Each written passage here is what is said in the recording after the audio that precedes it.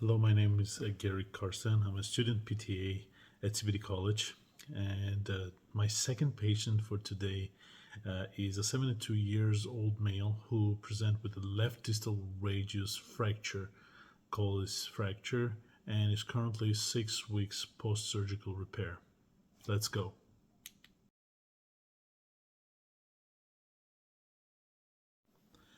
So for this question, I would choose the intervention, which is cryotherapy. And the purpose of it is to reduce inflammation and pain by constricting blood vessels, decreasing metabolic rate, and numbing the affected area. Application is pretty much on the affected wrist for 15 to 20 minutes, ensuring that the skin is protected by a thin barrier. Assessing effectiveness. Monitor and document patient pain levels before and after the intervention using a numeric pain rating scale. For example, from 0 to 10, 0 is being no pain, 10 is very painful. And we need to observe and measure any visible swelling around the wrist before and after intervention as well. Also, we need to ask the patient to report any changes in pain and discomfort levels following the intervention.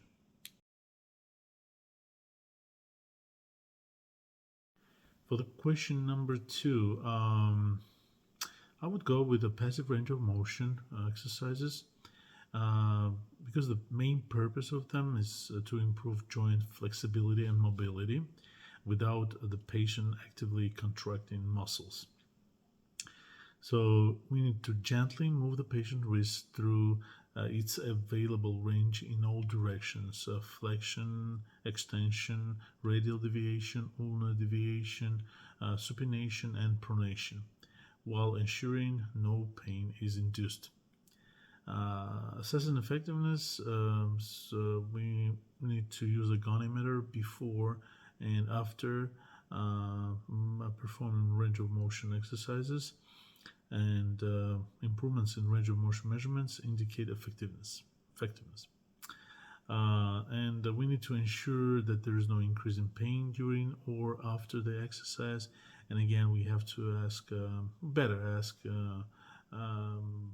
for feedback from a patient if they feel an increased ease of movement or reduction in stiffness after an exercises.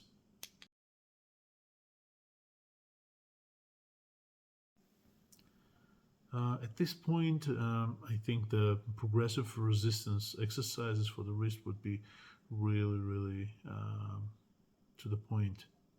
And because the purpose of that exercise is to strengthen the wrist muscles and improve functional use of the hand and wrist.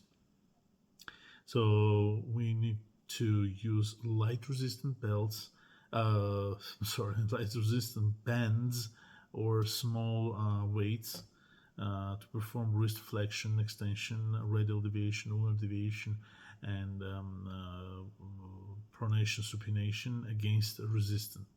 So first we need, of course, as I said, start with a low resistance and gradually increase as tolerated. So the effectiveness of it's going to be strength measurement. We gotta be using. We can use the dynamometer to measure the grip and pinch strength before and after a series of strengthening exercises.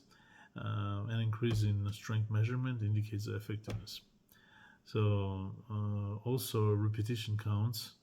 We need to track the number of repetitions and set a patient and says the patients can perform without fatigue or increased pain. And of course, we're going to be asking the patient how, if he noticed any improvements and daily tasks that require wrist strength.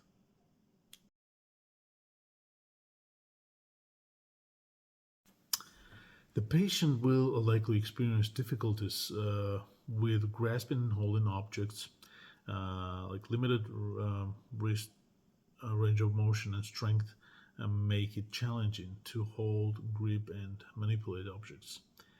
Also, weight bearing activities, activities such as pushing up from a chair, using a walker, or performing exercises that require wrist extension, may be painful and difficult. Fine motor tasks such as writing, typing, button clothing, and other precise and hand movements may be compromised as well.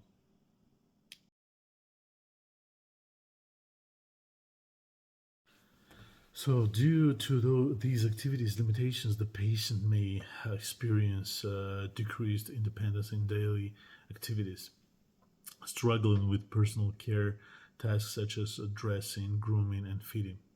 Limitations in hobbies and leisure activities, inability to participate in hobbies that require hand and wrist use, such as gardening, woodworking, playing guitar, or piano, or any other instrument. So also the challenges in social and occupational roles, difficulty in engaging in social activities that require hand use, and limitation in any work related tasks, even in a retired role that involve manual dexterity or strength. Overall, also uh, quality of life, so reduced ability to perform activities that contribute to the patient's sense of independence and well-being. I hope you like this video. Thank you very much for your time, and of course, have a really nice day.